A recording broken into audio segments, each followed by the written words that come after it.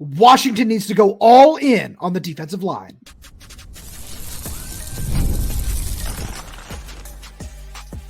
You are Locked On Huskies, your daily podcast on the Washington Huskies, part of the Locked On Podcast Network, your team every day.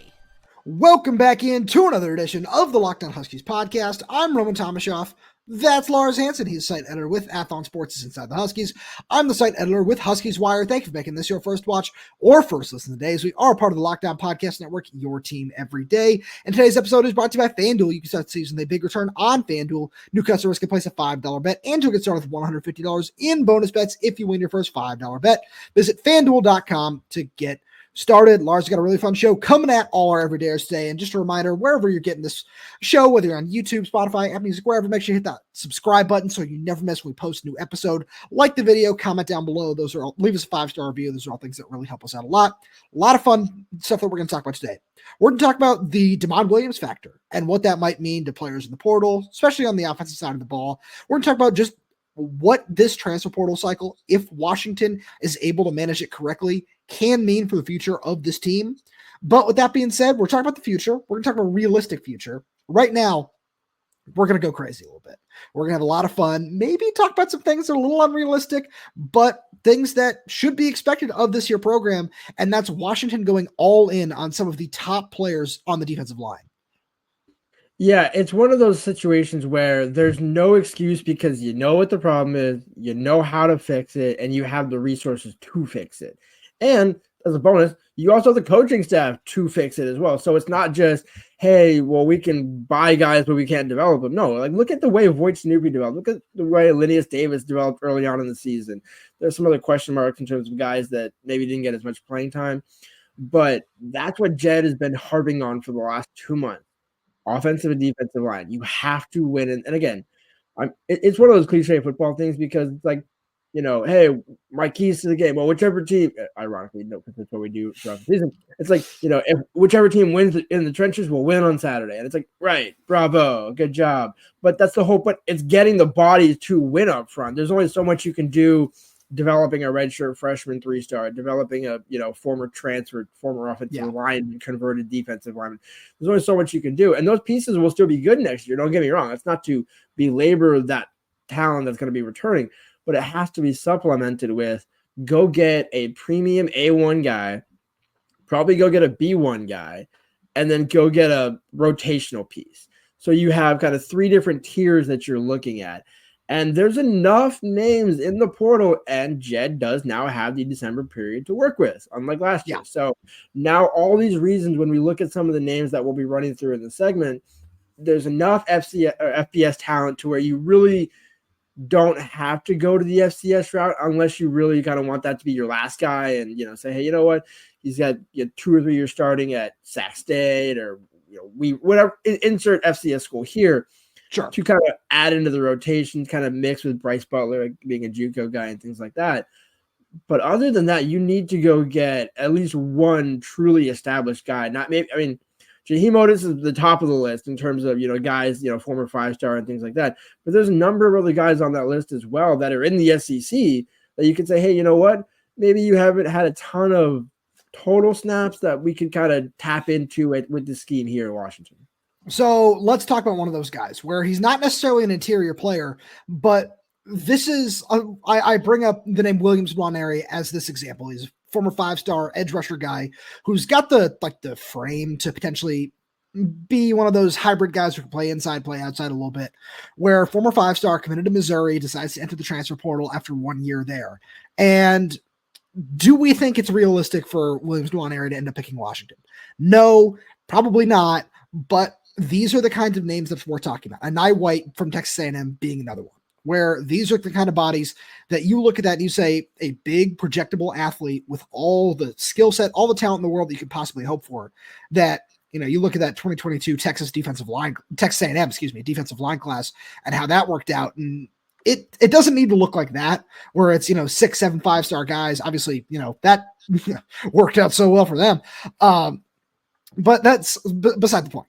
Where I bring that name up as an example where these are the kinds of players that Jedd Fisch needs moving forward into the Big Ten.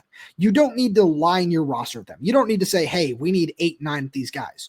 Would that be nice? Absolutely. But I bring these names up to say, when I look at players like this, and I look at what Jedd Fisch's system has been able to do, when you look at Isaiah Ward, how he's been able to develop, Russell Davis when he's healthy, what that looks like, the strides we've seen from Williams Davis this season, the strides we saw Sebastian Valdez make over the course of the year, where you look at players like that and you can say, hey, we were able to do this with, these guys that were a little bit under recruited for one reason or another. What can we do if we can get our hands on one of these big fish?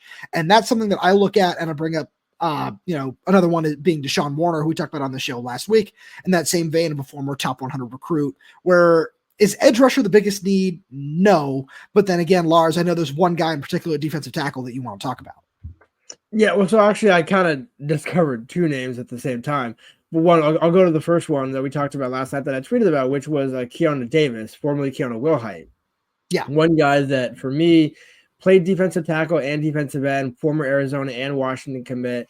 That's a name that I think, this year seemed like his one season at Nebraska was almost like an audition year. Like, hey, look at all the different positions I can play. The problem is 6'5", 255 doesn't give you the massive girth, that 6'3", 300 guy that you can just say, hey, this is a pure stuffer here in the middle. One name that actually did kind of pop into my head today that as we're doing this, I'm going to butcher the name. I apologize in advance here. Texas defensive lineman Tiola Savea, former Arizona defensive lineman, 6'4", 295. That is a guy to me where, okay, played at Arizona under Jedd Fisch, even though Johnny Nansen was the defensive coordinator, so it has to have some experience with Jason Kapusi and things like that. That's another name where, okay, he only played 3 games at Texas this past season, 37 snaps, whatever you want to call it. So this would be his, I guess, 3rd transfer because he began his career at UCLA. But it really seems like his best success came at Arizona. I understand why he would go to Texas and that sort of thing. But now if you were Washington, why not use that as another example of a guy where, hey, it didn't work here and here. It did work for us at our last stop.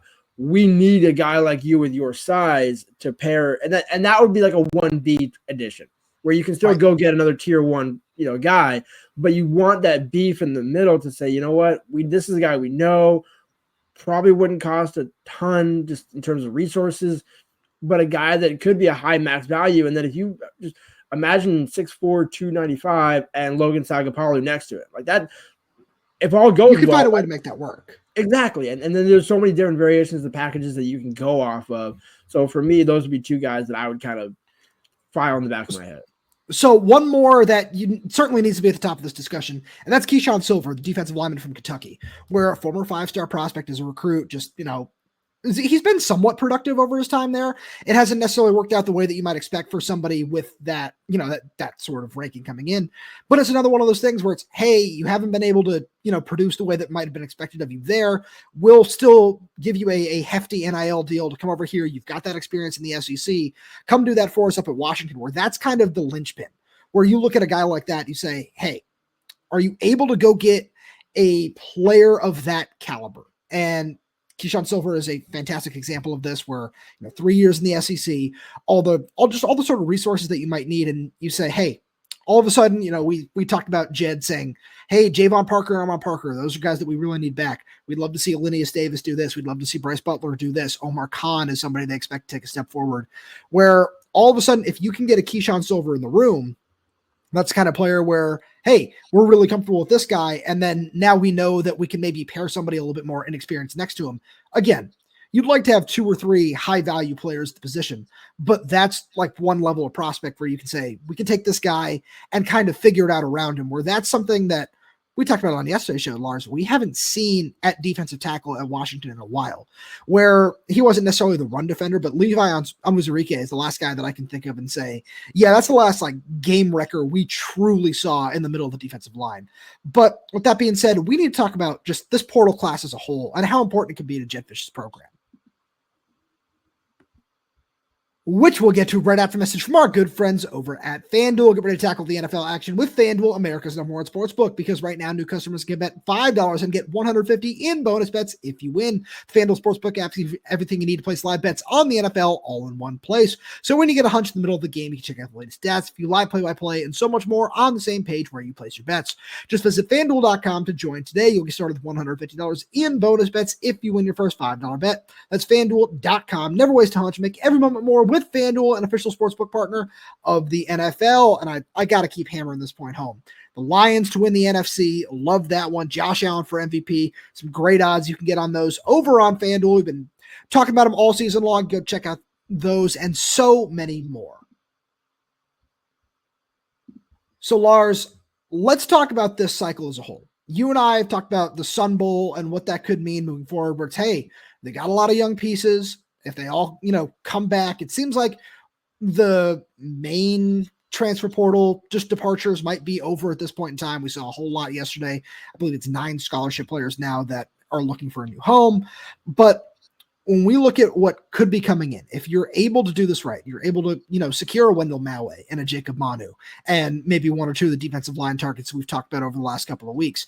If you're able to bring in some of those guys and maybe another offensive lineman or two as well, and just round out the roster in whatever way you see fit, Jedd Fisch has an opportunity to really make a jump forward next season, because we've seen him say, hey, we didn't get the full year to do everything the way we wanted to, but now you're doing it with the quarterback that that you want to call certain plays for and the way you're comfortable calling them. So I don't want to say it's put up or shut up time in year 2, because it is year 2. But at the same point, if we don't see some significant steps forward, I'm sure there will be people that are starting to get a little nervous. Well, and I mean, it doesn't, as much as we love Jeddisms, it doesn't, if I'm a fan, like a straight up fan, take me out of the media, take me out of everything, and I'm just a Husky fan, it would kind of irk me if it's like, okay, it's not, I kind of like the put up or shut up line, because it's like, look, I like the quirky, lines, the Sun Bowl championship game, we got to do this, we got to do that, we're going to do it. Because again, it's all good, it's all positive, and you can do that if you win. And he won this year in a way, and it's like, look, this is kind of your free year. But next year, if we're talking about, when people ask, when Jedd makes the line of Amber asking harder questions about the red zone struggles that we had this year than the media did, and it's like, okay, buddy, bet. When we get to week 3 next year and you're still struggling against the red zone, that's when it becomes put up or shut up time, which is why, everything that Jedd said he didn't have this year, which is all true, true. Now he has. There's no excuse. So that's why it kind of is put up or shut up time. This is why you came to Washington and left the situation in Arizona where you didn't have any resources and things like that. So this is what you came to Washington for. You have the resources here. This is why it's so imperative to hit on these key positions, because there's really not a ton of them. If you think about it, there's probably 5 total in terms of D-line, tight end, linebacker, maybe a safety, maybe a couple offensive line. Right. There's only 4 or 5. Sure. Whereas last year it was an entire roster. And it's like, okay, you get the pass last year. This year, there's not that many problems to fix. And as you mentioned, you have Damon on the offense, Kamori House on defense. There's a number of Peyton Waters in the secondary. There's a number of positions that you can go through along the defensive and offensive units and say, okay, you know what? Check. The foundation is all there. The buzzword word of the year is foundation. Build on the foundation. That's why this is so imperative. And unlike, the Chris Peterson days and things like that, which was, we don't have the transfer portal, so it's kind of hard for us to, we gotta sit Jacob Eason for a year because he has to redshirt when you transfer. All those rules are now gone. Everything that used to block a coach from saying, well, hey, this rebuild's going to take a bit, guys. Give me. I need like 3 years of a leash just to get my program set up. Now it's like, no, you get 1 year to set the program up and 1.5 to 2 years to build it back up. And you would think that Jedd and everybody that's on his staff has the ability to build it back up in year 2. So I agree with you there. And there are a couple of great examples out there in terms of, hey, let's see how just not only how well you were able to build it at Arizona, because we know what that looked like after 3 years. It's how much is that going to make an impact? Where let's take Wendell Maui, for example. We've talked about him a lot this week, but it feels necessary to bring him up again, where we talked about him potentially visiting Auburn, where he's scheduled that visit for this weekend, and he's getting a lot of offers. I think Miami's one of them, and he's posting them all on Twitter. But we look at those offers and you say, hey, this is a guy who, Lars, you and I still certainly agree that we'd be surprised if he goes somewhere other than Washington, just from reading the tea leaves, some of those sort of things. But it's one of those things where you still need to close the deal. And the fact that he's taking other visits is not a surprise. Why not do that, right? Like you only get the opportunity to do that once. And so we're not faulting him for doing that. And that's certainly beside the point here. But it's one of those things where if he takes other visits and all of a sudden ends up at Auburn or ends up at Miami or wherever else it might be, I think Tennessee was one of the other schools that offered him, where all of a sudden he ends up at one of those schools and doesn't even take a visit to Washington, I'm sure that there are people who are going to say, hey, that's concerning. And that's certainly understandable. And it's one of those things where you can look at it, you could say, all right, this is what you've been waiting for. Like, not only, like, I'm sure that there was that, I don't want to say that they always knew that some of these Arizona guys might hit the portal, but when that season went the way it did, I'm sure that they might not have been surprised when it happened. Yeah, let's talk about it that way. But it's one of those things where if Jedd kind of always felt like, hey, yeah, this is going to take a little bit longer, and maybe I'd like to have some of those guys that, to come up with me, and like a Wendell Maui, who was a big part of that offensive line, which we know has been such a struggle this past season. You can't necessarily strike out. Like it's one of those things where if you say, hey, we need to get to this number, or we need to make, this work or that work to make sure these guys come in the door, you have to do that now, because, or else, like, if this same sort of thing happens in 2025, where it's 6-6, 7-5, where it's, you have the quarterback, you have everything you need to take that big step forward and you're not doing it, then there's going to be some major concern. Right. And the other side of that equation is if it comes down to play calling and things like that, that's stuff Jedd can own a lot easier than, well, hey, we knew we were supposed to, attack this position in the offseason and we didn't do it. That's different than, yeah, you know what, I probably should have called a different play on that. Like, there's coaching decisions that you can kind of critique and say, that's one separate thing. But if you don't even put yourself in the position to be in those coaching decisions, that's the problem. And, you take the situation against Wazoo where it's, why not put DeMond in on that 4th and 2 read? Why not, there's different coaching decisions where the talent was already there, but it's kind of hard in year 1 to do it.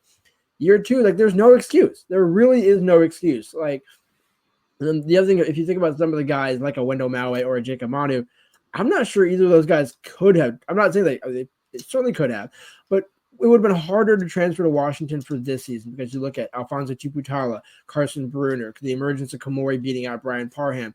Jacob Manu is going to lose playing time in that situation. He's got Drew Fowler also. Okay. And so it kind of does work in a better situation for Washington now, where it's, hey, you know what? We just need a 1-year rental linebacker this year. Jacob, you want to come in this year? Like, I'm glad you stayed at Arizona, did the right thing, stayed humble, stayed loyal.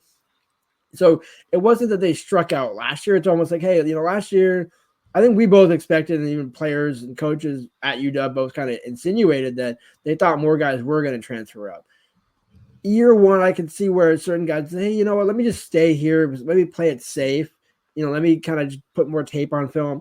And if so it happens that I need to transfer after the season, then cool, I can do that. And you guys will go through more attrition and it'll work out better. But, we see Guard Memolo leave. We see Enoch graduate. D'Angelo's gone. So Landon's going to get center probably. Guard might get, or Guerin might get one of the spots. But one of the other guard spots is for Wendell Maui. And you just look at it and think, okay, what if you're the coaching staff, it's like, it's not why you should commit to us, it's why you shouldn't. Like, what is the reason why you wouldn't? Is it just money? Well, Washington can match the resources. And if you want to not have that poverty label program, which again has been kind of away from Washington for a while now, but if you want to go back to the Pac-12 era and be cheap, then you can say, yeah, you know what, we're not going to outbid Auburn, or we're not going to get close to the number of X school here. Now, if some school comes and says, hey, we're going to give them 1.5, okay, yeah, there's probably a cut. There's probably like a line in the sand that you draw. But this is why you go hire the 33rd team and Mike Tannenbaum to say, hey, you know what, can you kind of help us be a third eye, give us some logistical kind of cap resource sort of things here in salary cap for the $20 million in the college football era. And so you're doing all these things. You're putting yourself in a position to have every reason to get these players and have them succeed and do everything you want. We just got to see it happen because everything is right there for the taking. Yeah, absolutely. And that's the biggest thing where, it's what you and I have talked about all season long, where there were so many opportunities that Washington had because, what does this season look like? What are we saying about this season differently if you do win that Washington State game, if you do win that Rutgers game, where you're still certainly saying, hey, there's a ways to go to get to where you want to be in the Big Ten, where you were still out physicaled, at Iowa, by Penn State, by Oregon, where it's, if you're just at that stagnant, that Steve Sarkisian level of just 6-6, 7-5, you're right there in that same bubble every single year.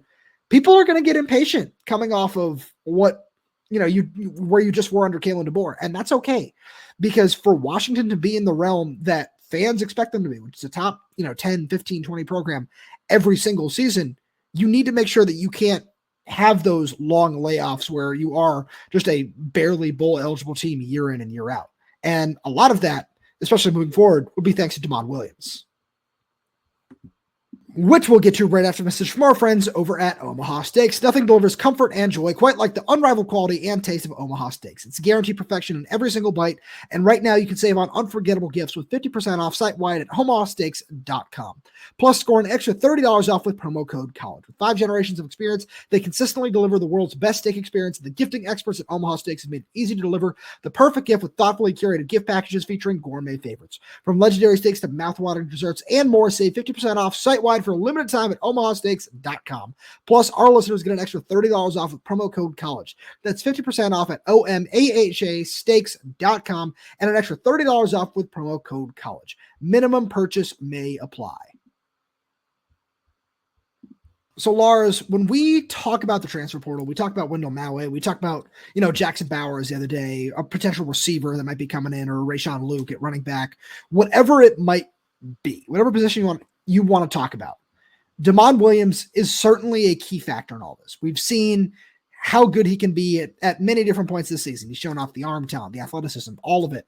But one thing that you and I have heard, especially when it came to the 2025 class and some of these receivers that came in, Raiden Vinesbright being, the primary example of somebody who's originally from Arizona, played 7-on-7 ball with him, is Demond is such a huge selling point. He's very magnetic in terms of his talent draws guys into play with him.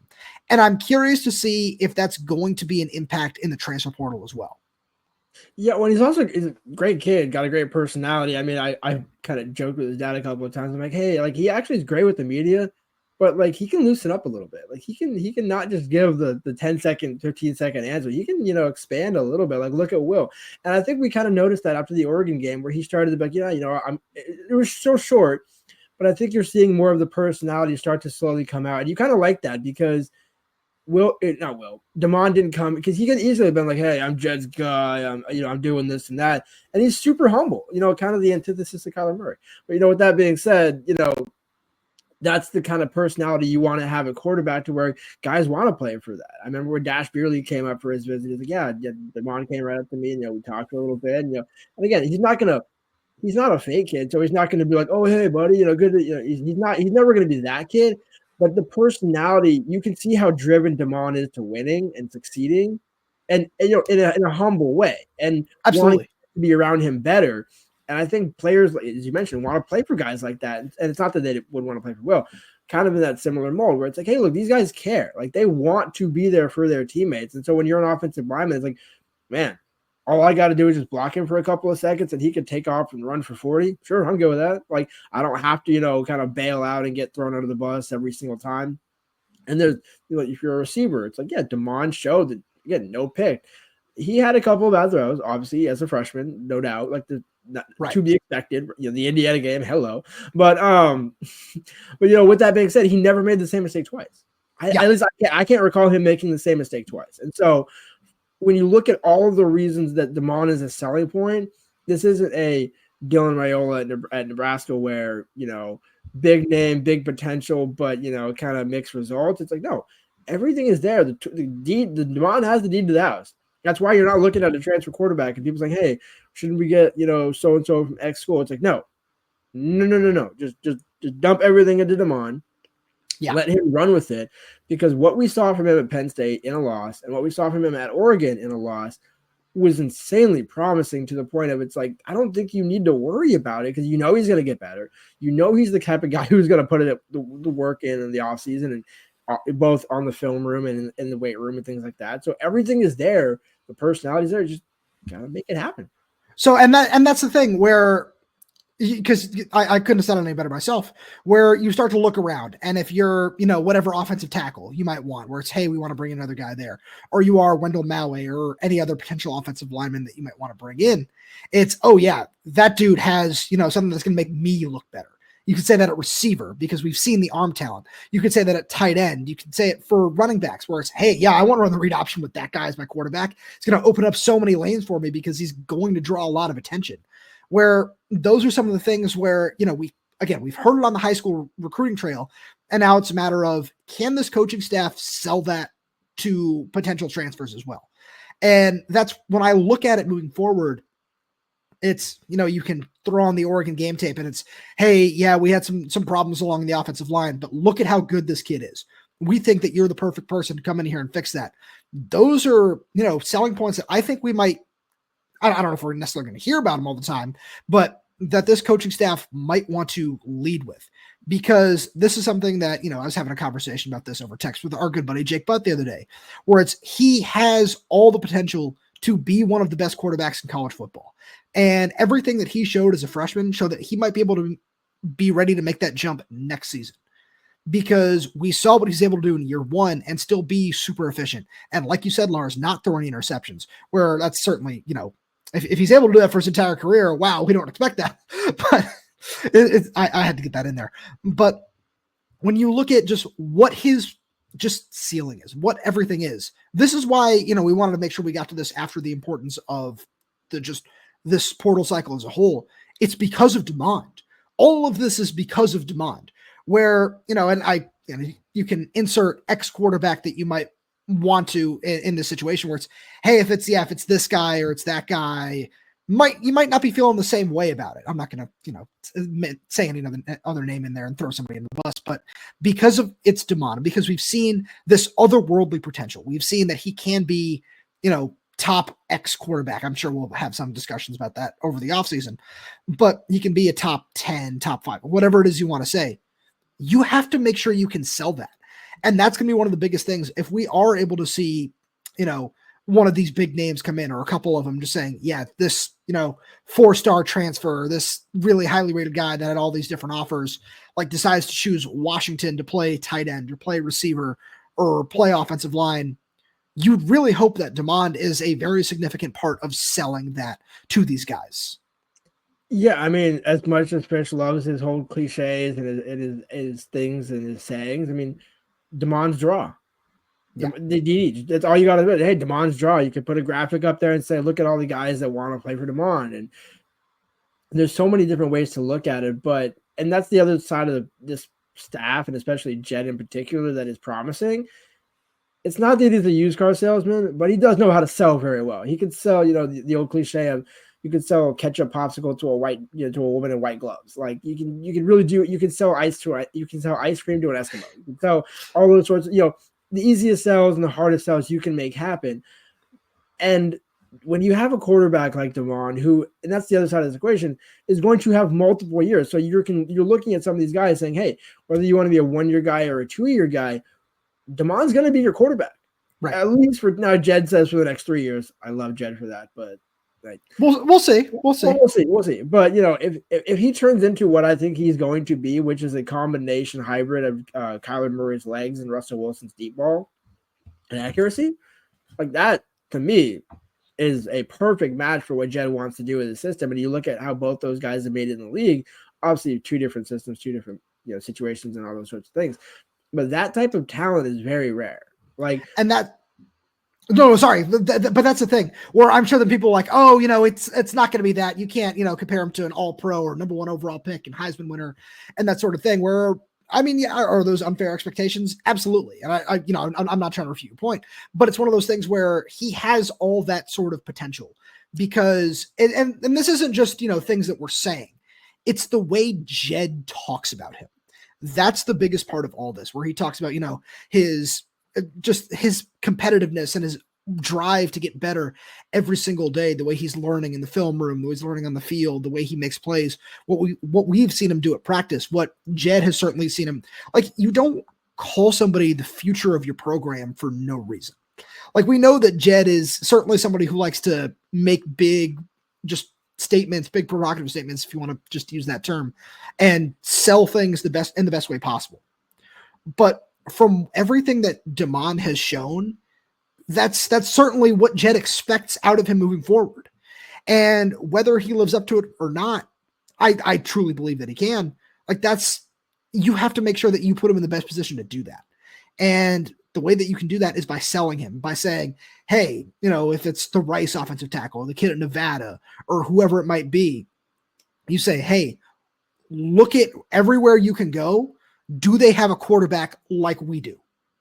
Because I think if you look at 95% of schools around the country, truly, I believe that. Look at 95% of schools around the country next season. The answer is going to be no.